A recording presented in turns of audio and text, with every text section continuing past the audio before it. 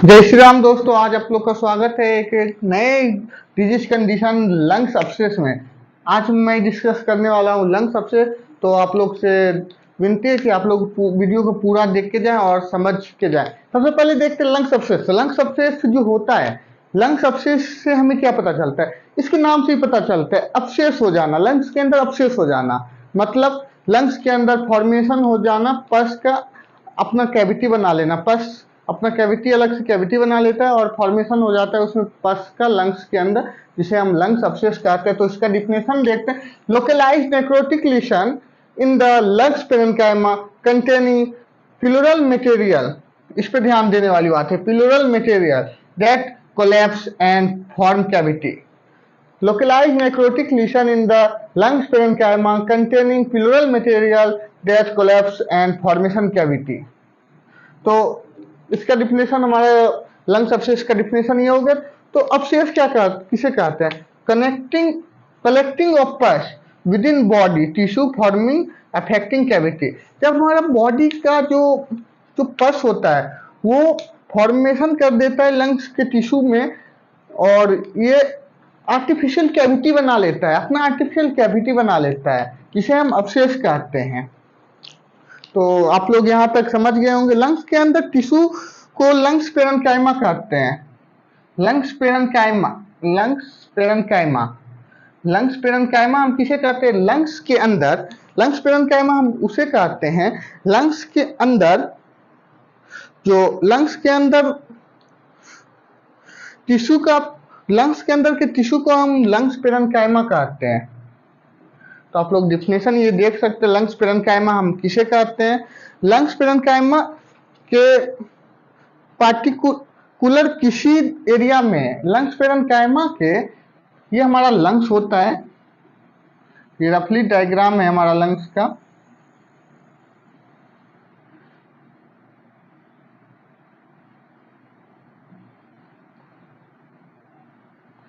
Space between two lungs को हम pleura कहते हैं। ये राइट लंग्स हो गया, ये लेफ्ट लंग्स हो गया। लंग्स पेरेन्काइमा के पार्टिकुलर किसी टिश्यू में, लंग्स पेरेन्काइमा जो होगा उसके पार्टिकुलर किसी टिश्यू में नेक्रोटिक टिश्यू बन जाता है, उसमें फॉर्मेशन हो जाता है पस का और उसमें नेक्रोटिक टिश्यू बन जाता है, जिसे हम लंग्स अब्सेस कहते हैं। Necrotic tissue, necrotic means death of cell. Necrotic tissue मतलब होता है डेथ ऑफ सेल। वह टिश्यू जो हमारे शरीर में, बॉडी में डेथ कर गया, उसे हम नेक्रोटिक टिश्यू कहते हैं।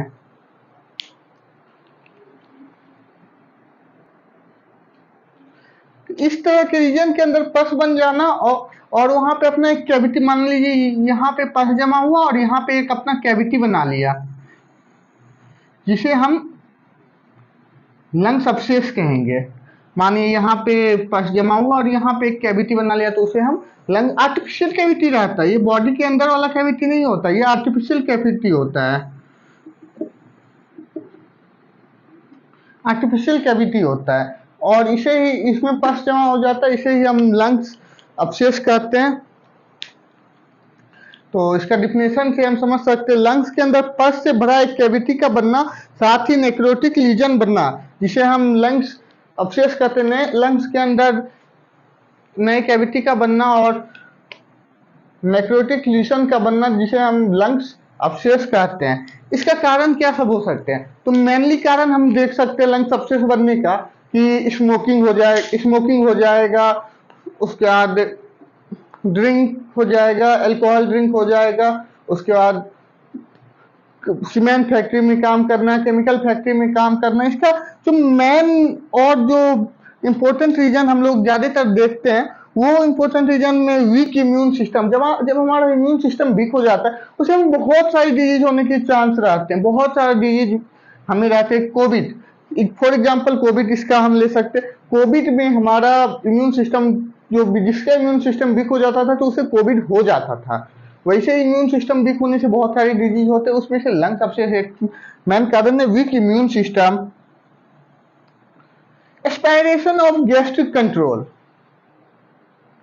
Aspiration of gastric content, control नहीं कंटेंट। उसके बाद कॉम्प्लिकेशन ऑफ निमोनिया, जब हमें निमोनिया हुआ रहता है, निमोनिया कॉम्प्लिकेशन, निमोनिया हमें लंग्स में होता है, निमोनिया के कारण भी हमें लंग्स अब्सेस देखने को मिलता है। बहुत सारे पेशेंट जो आपके पास आएंगे उसे निमोनिया के कारण भी लंग्स अब्सेस देखने को मिलेंगे।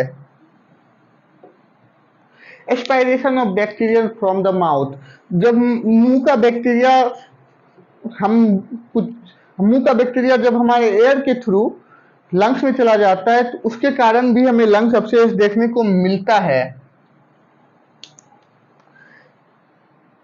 ऑब्स्ट्रक्शन ऑफ एयर पाथवे, जब हमारे एयर पाथवे में ऑब्स्ट्रक्शन हो जाएगा तो हमें लंग्स अब्सेस देखने को मिलता है। तो इसका साइन एंड सिम्टम्स क्या होगा? अगर कोई पेशेंट आ गए, ये सब तो कारण हमने देख लिया, काउस इटियोलॉजी, काउस इटियोलॉजी। अब हमें जो पेशेंट आएंगे लंग्स अब्सेस के, उसमें साइन एंड सिम्टम्स क्या देखने को मिलेंगे? देखिए, जब हमारा पेशेंट आएगा लंग्स अब्सेस वाला, उसमें फीवर विद चिलनेस, फीवर, ठंड लगने के साथ फीवर आना, तो पेशेंट लंग्स अब्सेस का होगा। फीवर विद चिल्डनेस, रिकरेंट कफ होगा। डीप एंड पेनफुल ब्रीदिंग, जब वो ब्रीदिंग करेगा तो उसे पेन होगा और डीप ब्रीदिंग वो करेगा। शॉर्टनेस ऑफ ब्रीदिंग उसमें पेशेंट में देखने को मिलेगा। Foul smell from the mouth, mouth से फाउल स्मेल, उसके माउथ से लंग्स अब्सेस वाले पेशेंट के माउथ से फाउल स्मेल देखने को मिलेगा। फटीग, थकावट देखने को मिलेगा, फटीग होगा पेशेंट, थकावट देखने को मिलेगा लंग्स अब्सेस के पेशेंट को।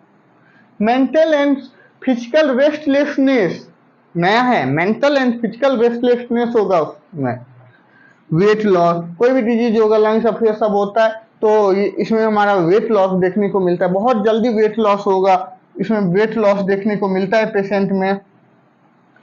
अब हम इसका बहुत, जो एग्जाम में आप लिखोगे तो उसमें नंबर बहुत ज्यादा उठता है। पैथोफिजियोलॉजी, ये डिजीज कंडीशन हम पैथोलॉजी में भी लिख सकते हैं। It is the pathological condition in which the pus formation of pus in the lungs cavity, इसका हम पैथोलॉजी में भी डिफिनेशन लिख सकते हैं। उसके बाद इसमें पैथोफिजियोलॉजी या pathogenesis, due to above etiological factor, जो हमारा यहाँ पे इटियोलॉजिकल फैक्टर जो है इसके कारण improper supply of nutrient of lung और ऑक्सीजन इन द लंग्स, हमारा ऑक्सीजन और न्यूट्रिएंट लंग्स में प्रॉपर सप्लाई नहीं होगा। Liquefaction of necrosis develop, liquefaction of necrosis इसमें डेवलप्ड होगा। Formation of pus in the affecting area get damage, बोला ना मैंने, यहाँ पे फॉर्मेशन ऑफ पस होगा, यहाँ पे फॉर्मेशन होगा पस का, जिससे हमारा ये जो एरिया ये हमारा डैमेज कर जाएगा। उसके बाद प्रोड्यूस लंग्स अब्सेस, जिसके कारण हमें लंग्स अब्सेस होगा।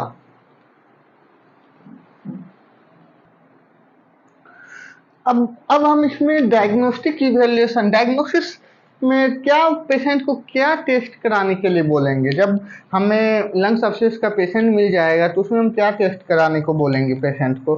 तो सबसे फर्स्ट हम फिजिकल एग्जामिनेशन करेंगे पेशेंट का, हिस्ट्री कलेक्शन करेंगे, क्या पेशेंट के पिता को था, उसके माता को था, उसके दादाजी को था, कि उनकी वाइफ को है, क्या पेशेंट की किसी को था, वो हम हिस्ट्री कलेक्शन कर लेंगे पेशेंट से।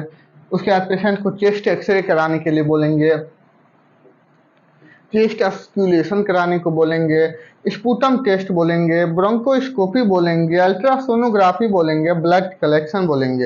HB percentage decrease, TSR increase होगा, ब्लड कलेक्शन करेंगे। उसके बाद फिर से एक बार बता देते हैं, डायग्नोसिस में physical examination, history collection, chest x-ray, bronchoscopy, sputum test, ultrasonography, blood culture test. अब हमारा मेन आ जाता है मेडिकल मैनेजमेंट। इसमें क्या मेडिकल मैनेजमेंट करेंगे? एंटीबायोटिक थेरेपी देंगे 6 to 8 वीक्स।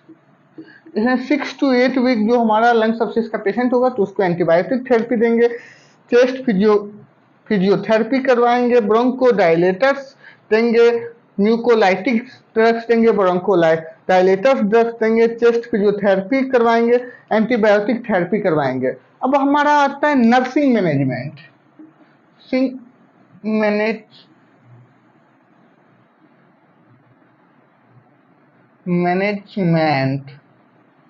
नर्सिंग मैनेजमेंट हम क्या करेंगे? एज ए नर्स हमारा क्या रोल होगा वहां पे? सबसे फर्स्ट हम पेशेंट को कंफर्टेबल पोजीशन देंगे, कंफर्टेबल पोजीशन देंगे। उसके बाद पेशेंट में हम इसका इसका मेडिकल मैनेजमेंट से पहले हम सर्जिकल मैनेजमेंट करवाएंगे। सर्जिकल मैनेजमेंट उसी बेस पे हो सकता है जब हमारा वो जो पार्ट होगा अफेक्टिंग पार्ट, वो जो अफेक्टिंग पार्ट था लंग्स का, हमारा ये लंग्स है, ये लंग्स जो है हमारा, इसका अफेक्टिंग पार्ट जो होगा, मान बताया था इस पार्ट में हमें पस फॉर्मेशन हुआ, ये वर्क करना बंद कर दे या मेडिसिन से वो ठीक ना हो तो हम सर्जरी करेंगे। ये अफेक्टिंग पार्ट की सर्जरी के थ्रू हम वहाँ से हटा देंगे। उसके बाद नर्सिंग मैनेजमेंट हम क्या करेंगे, सबसे फर्स्ट पेशेंट का कंफर्टेबल पोजीशन देंगे, ड्रग्स टाइम टू टाइम देंगे, साइकोलॉजिकल सपोर्ट देंगे कि आप तुरंत ठीक हो जाइएगा, ज़्यादा टेंशन ही नहीं है, ये तुरंत 2 मिनट 10-15 दिन में ठीक हो जाता है, कुछ ज़्यादा बीमारी बड़ा नहीं है। उसके बाद पेशेंट को ड्रग्स रजिस्ट्रेशन करेंगे एज प्रिस्क्राइब टू डॉक्टर। उसके बाद उसको जो इंजेक्शन वगैरह देंगे उसमें हम सेफ्टी रखेंगे, हैंड वॉशिंग करेंगे, सब कुछ करेंगे वहाँ पे। और इसके साथ हम इस वीडियो को यहीं पे ख़त्म करते हैं। अगर आप लोग को ये वीडियो अच्छा लगा हो तो आप लोग चैनल को सब्सक्राइब लाइक करें। आपको लाइक और सब्सक्राइब से आपको कुछ नहीं मिलता, बट हमें मोटिवेट मिलता है कि हम आगे भी इसी तरह से वीडियो आप लोग के लिए बनाते रहे। Thank you for watching this video.